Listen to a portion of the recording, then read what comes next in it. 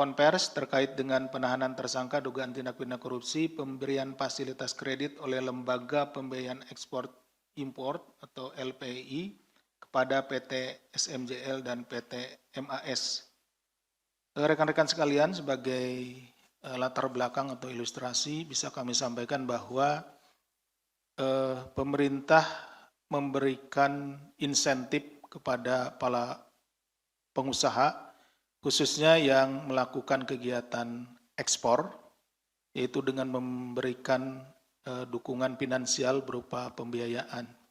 Tetapi niat baik pemerintah pada kenyataannya tidak disambut dengan benar atau tidak dilakukan dengan cara-cara yang benar, bahkan sejumlah dana yang pemerintah sediakan untuk mendukung para pengusaha yang bergerak di bidang ekspor ini justru digunakan untuk kegiatan-kegiatan lain, kepentingan pribadinya, dan juga bahkan kegiatan yang melanggar hukum, yaitu ada digunakan untuk perjudian. Sehingga hal ini tentu sangat merusak,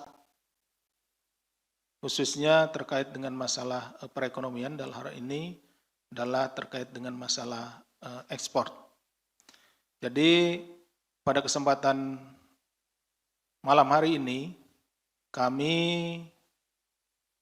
melanjutkan kembali, ini udah yang kesekian kalinya dalam penanganan tindak pidana korupsi terkait dengan pendanaan atau pembiayaan dari LPI ini, menetapkan tersangkanya, dan mudah-mudahan ini juga menjadi awal dalam penegakan hukum tindak pidana korupsi khususnya terkait dengan masalah pemberian dana untuk ekspor.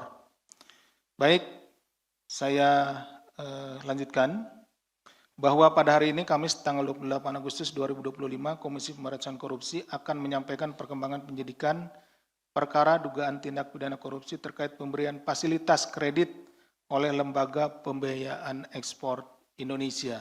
Jadi fasilitas kredit ini diberikan kepada tadi pengusaha-pengusaha yang melakukan kegiatan eksportir. Seperti itu, supaya komoditas-komoditas yang ada dari negara kita bisa disalurkan atau bisa dijual di dunia internasional. Tentu stimulus ini diberikan pemerintah agar barang-barang kita, kemudian juga hasil-hasil bumi, hasil tambang dan lain-lainnya bisa dipasarkan di pasar dunia. Yang diduga mengakibatkan kerugian negara dengan total mencapai lebih dari 11 triliun. Ya, ini kerugiannya sangat besar, 11 triliun yang seharusnya digunakan untuk mendorong ekspor, ya, sehingga komoditas-komoditas yang ada di dalam negeri ini yang awalnya dari UMKM, kemudian juga dari barang tambang dan lain-lainnya gitu ya, itu bisa dipasarkan di pasar dunia sehingga ekonomi kita, negara kita menjadi lebih maju, tetapi diselewengkan dan akhirnya menimbulkan kerugian lebih dari 11 triliun. Dalam perkara ini KPK kembali menetapkan dan menahan satu orang tersangka, yakni saudara HD selaku pemilik PT SMJL dan PT MAS pada grup PT BJU. Jadi ini ada holdingnya namanya PT BJU, kemudian ada beberapa perusahaan di bawahnya yang bergerak di bidang berbeda-beda ya. Ada yang perkebunan sawit, kemudian juga ada yang pertambangan batu bara. Sebagai penerimaan manfaat dari kredit LPI. Jadi dua perusahaan ini kemudian karena komoditasnya diekspor ya, hasil dari sawit kemudian diekspor juga, kemudian batu bara diekspor juga, diberikan insentif tadi berupa kredit dari Lembaga Pembiayaan Ekspor Indonesia. Dalam perkara ini juga KPK telah menetapkan 5 orang tersangka lainnya, yakni Saudara DW, AS, JM, MN, dan SMD pada bulan Maret 2025. Adapun konstruksi perkaranya sebagai berikut. Saudara HD selaku pemilik PT SMJL dan PT MAS diduga melakukan pertemuan dengan Saudara KW selaku Kadip Pembiayaan 1 dan Saudara DW selaku Direktur Pelaksana 1 LPEI untuk membahas dan memuluskan pencairan fasilitas kredit oleh LPEI. Jadi secara singkat bahwa modusnya adalah ada permainan di antara si pengaju kredit yang mengajukan kredit dengan si pemberi kredit dari pihak perusahaan-perusahaan ini dengan pihak LPI, seperti itu. Dalam pertemuan tersebut, Saudara HD menyampaikan kebutuhan penambahan fasilitas pembiayaan baru dan tambahan untuk PT SMJL yang bergerak di bidang perkebunan kelapa sawit dan PT MAS yang bergerak di bidang tambang. Permohonan tersebut ditanggapi positif oleh Saudara DW, ini Saudara DW ini dari LPI, yang selanjutnya memerintahkan Saudara KW untuk memproses pemberian pembiayaan melalui pengkondisian pengajuan Memorandum Analisis Pembiayaan atau MAF atas perusahaan milik Saudara HD. Kemudian kedua perusahaan yang dimaksud, yaitu SMJL dan MAS, mendapatkan pembiayaan atau fasilitas kredit dari LPI berupa kredit investasi ekspor atau KIE dan kredit modal kerja ekspor KMKE dengan rincian sebagai berikut. Periode Oktober 2014 hingga Oktober 2015, selama 1 tahun, PT SMJL mendapatkan fasilitas kredit investasi ekspor sebanyak 2 kali dengan total mencapai 950 miliar rupiah untuk refinancing kebun kelapa sawit dengan luas lahan inti sekitar 13.075 hektar di Kabupaten Kapuas, Kalimantan Tengah dengan jangka waktu 9 tahun sejak November 2014 sampai dengan 25 Oktober 2023. Sementara PT SMJL mendapat KMKE senilai 115 miliar rupiah yang diperuntukkan untuk refinancing kebun kelapa sawit milik PT SMJL. Kemudian untuk PT MAS pada April 2015 mendapatkan fasilitas dari LPI sebesar 50 juta US dollar atau kalau dirupiahkan di kurs pada tahun 2015 sekitar 670 miliar rupiah. Bahwa dalam pemberian fasilitas pembiayaan kepada PT SMJL diketahui adanya niat jahat dari para pihak, baik debitur maupun kreditur sebagai berikut. Dari pihak debitur ketika mengajukan kredit, itu agunannya, kelapa sawit yang diagunkan dari PT SMJL itu, kelapa sawitnya ternyata berada di kawasan hutan lindung dan hutan konservasi. Sehingga izin pembukaan lahan dan izin usaha perkebunan itu telah dicabut karena tidak sesuai, kan tidak boleh kalau di hutan lindung, ya. Tapi dari si pihak kreditur ini LPI tidak juga melakukan pengecekan gitu ya. Ya, seharusnya ketika diajukan agunan gitu ya, dicek dong. Jangankan yang besar, yang minjam misalkan hanya berapa puluh juta saja, agunannya atau jaminannya itu selalu dicek, dilihat, dikonfirmasi, baik ke lihat wujudnya, fisiknya, kemudian juga ke aparatur pemerintahan setempat, apakah benar kepemilikannya dan lain-lainnya. Ini LPI akan memberikan kredit sebesar 950 miliar kepada SMJL ini. Tapi agunannya sama sekali itu enggak dicek gitu ya. Seperti itu. Jadi jelas di sini ada kekeliruan. Kemudian dari pihak kreditur memproses MAP PT SMJL untuk memenuhi prosedur pembiayaan dan menyetujuinya tanpa menerbitkan memorandum keputusan pembiayaan Padahal diketahui bahwa isi dari MAP tersebut dengan sengaja mengabaikan ketentuan dan prinsip-prinsip pembiayaan yang telah diatur. Jadi tadi harusnya dicek dulu kelengkapannya dan lain-lain, ini tidak dicek. Kenapa? Karena di awal memang sudah ada pertemuan di antara mereka. Ada pertemuan dulu, ada deal dan yang lain-lain. Nah, kemudian ya pada saat pengajuan sudah tidak lagi dilakukan pengecekan. Sementara terkait dengan PT MAS diketahui tidak layak mendapatkan pembiayaan sebesar 50 juta dolar. Karena pertama, alasannya ya ini terjadi pembiayaan secara besar-besaran kepada BJU Group gitu ya, exposure. Jadi artinya ke BJU Group ini kan tadi ada di antaranya ada 2 perusahaan, SMJL dan PT MAS. Ke SMJL saja sudah diberikan itu 950 miliar. Dan itu baru diberikan gitu ya. Belum ketahuan bagaimana nanti berjalannya dan lain-lainnya gitu.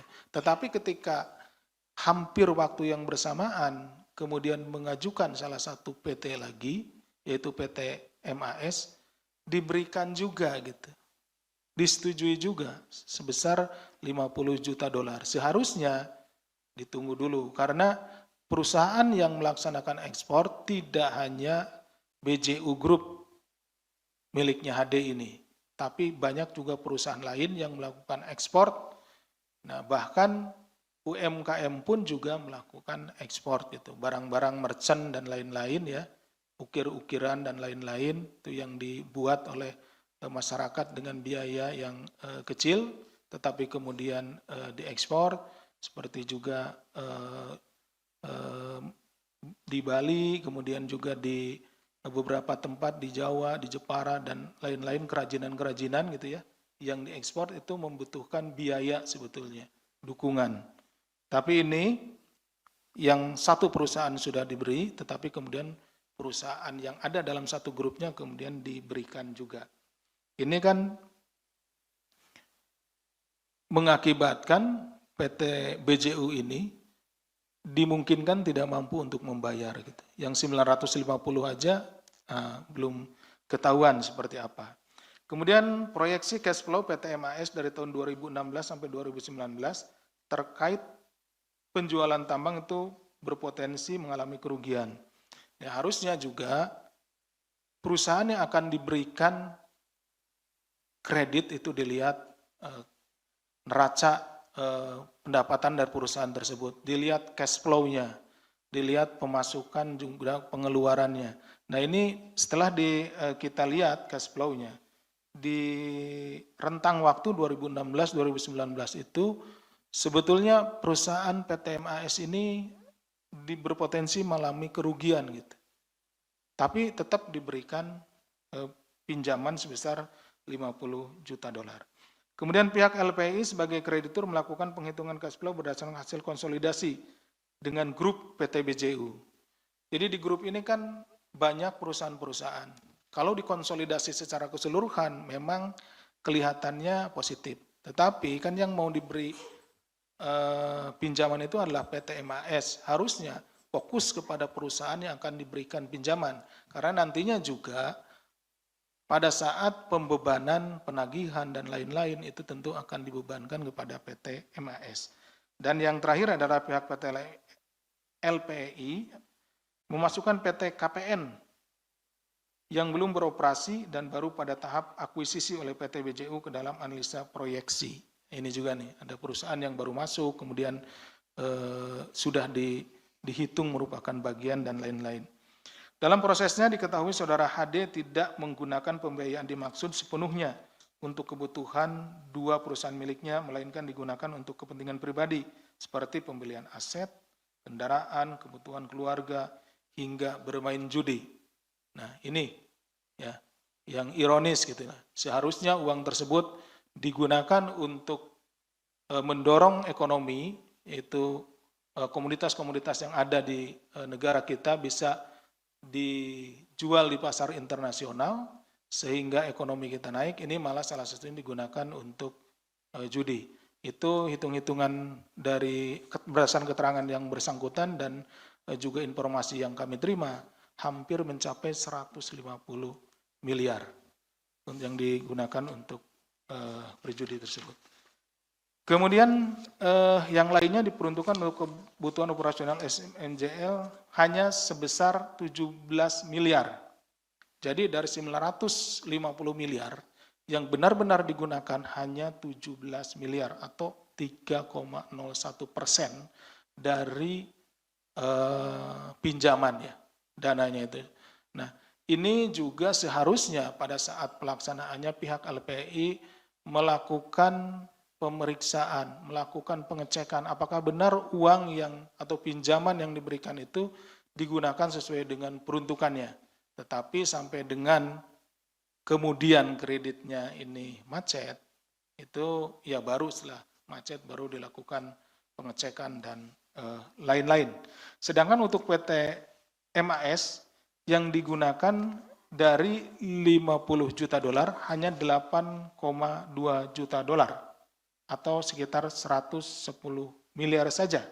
Ya kalau dikurskan di 2015 atau 16,4%. Ironis, ya di bawah 20%. Apalagi yang pertama di bawah 10%, di bawah 5%, hanya 3,1%. Gitu. Nah ini memang ini perusahaan ini pada akhirnya akan diumpankan gitu ya. Artinya diumpankan itu untuk menarik pinjaman, pinjamannya tidak digunakan untuk operasional perusahaan tersebut, kemudian dibiarkan supaya perusahaan itu menjadi bangkrut dan nanti difailitkan. Seperti itu ya modusnya. LPI kemudian mau menarik agunannya menjadi tidak bisa. Kenapa? Karena tadi lahan yang diagunkan juga itu belum terbit surat-suratnya dan itu berada di wilayah hutan lindung, seperti itu. Tim penyidik KPK juga telah melakukan penyitaan aset berupa uang tunai, tanah bangunan, kendaraan bermotor, perhiasan, tas mewah, dan barang-barang mewah lainnya, sehingga totalnya mencapai 540 miliar. Ini masih kecil, segini ya. Kenapa? Karena berdasarkan hitungan yang kami lakukan, hitungan kasarnya dari jumlah kredit-kredit yang diberikan, itu uang yang masuk kepada dua PT ini, SMJL dengan PT MAS, atau kepada saudara HD ini sekitar 1,7 triliun. Gitu ya. Jadi ini 540 ini masih kecil. Atas perbuatan tersebut, tersangka HD disangkakan melanggar pasal 2 ayat 1 atau pasal 3 Undang-Undang Nomor 31 Tahun 99 tentang pemberantasan tindak pidana korupsi, sebagaimana telah diubah dengan Undang-Undang Nomor 20 Tahun 2001 tentang perubahan atas Undang-Undang Nomor 31 Tahun 99 tentang pemberantasan tindak pidana korupsi, junto pasal 55 ayat 1 ke 1 KUHP. Demikian yang bisa kami sampaikan. Kami kembalikan kepada Mas Jubir. Terima kasih. Assalamualaikum warahmatullahi wabarakatuh.